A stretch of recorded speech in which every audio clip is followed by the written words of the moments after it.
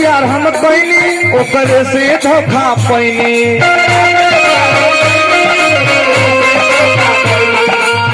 बनावे के होके ऐसा तो उसके बनावे के यदि होके खुद ऐसन चाहिए अखिया अरे गील न होके खुद ऐसन चाहिए अखिया गील न होके। आइए बबली कोर से बड़ी बड़ी रुपया के पुरस्कार।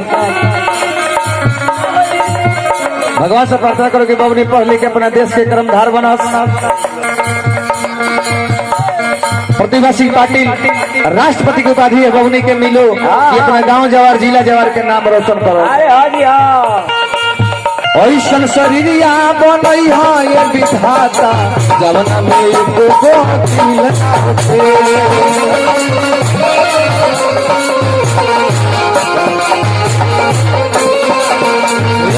ऐसन शरीरिया बनई है विधाता जवना में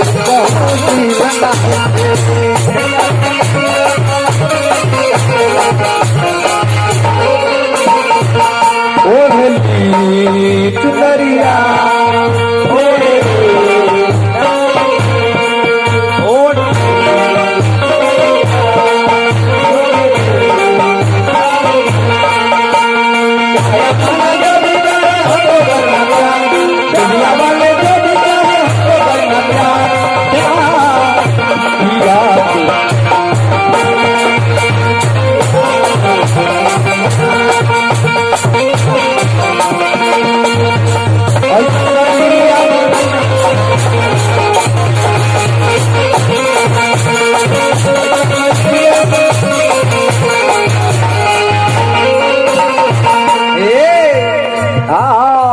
ऐसा शरीरिया बनई है ये विधाता जौना में कहूँ दिल ना होके। काजल तुमको प्यार हुआ है? हाँ कैसे हुआ है? किससे हुआ? अजय से। बस अजय से? कौन अजय? अजय देवगन से। वह लड़का कहता का नैना से प्यार होला और दिल काहे रोवेला। अखिया से आंसू गिरे बदल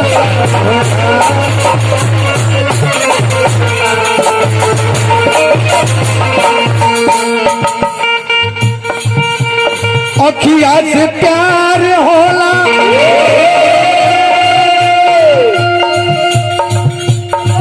और प्यार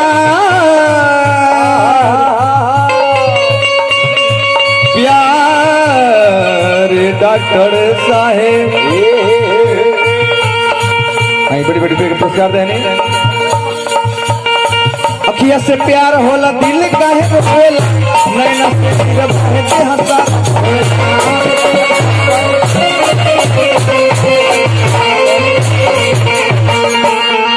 अखिया से प्यार होला तो दिल काहे रोवेला और नैना से लोर गिरे तो सारा देह धोवेला। बस के हे विधाता शरीर में खाली दिल मत बनई है बाकी सब कुछ लगा दी है।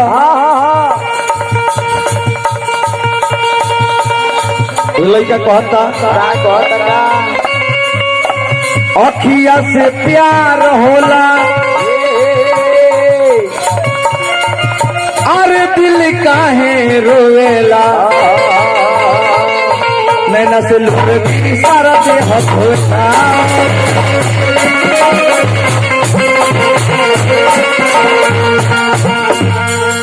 इतने लेना ये काजल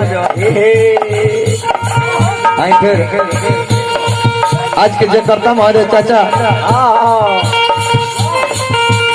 श्री कृष्ण महतो चाचा जी कर से बड़ी बड़ी रुपये के पुरस्कार रहा। सबसे हम खुश बनी कि जितने आदमी हम बैठल बनी आ शांति से सुनत नहीं। अब इससे बड़का खुशी है गायक लोग के कुछ न मिलेला। ना ना ना ना ना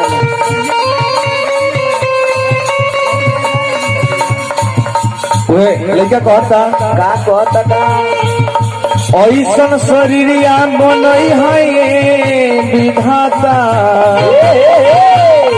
ऐसा शरीरिया बनई है विधाता जवला दिल ना होते।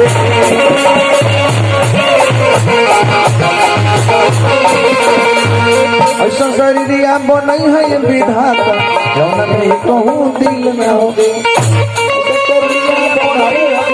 बात तो करे जाए भाई ऐसा शरीरिया बनई है विधाता। बाएं बाएं आगे आगे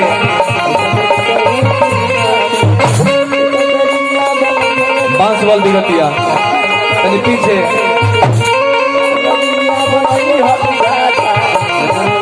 नीचे तनी ऊपर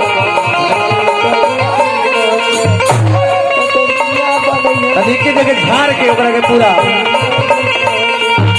ऐसा शरीरिया बनई है विधाता, ऐसा शरीरिया बनई है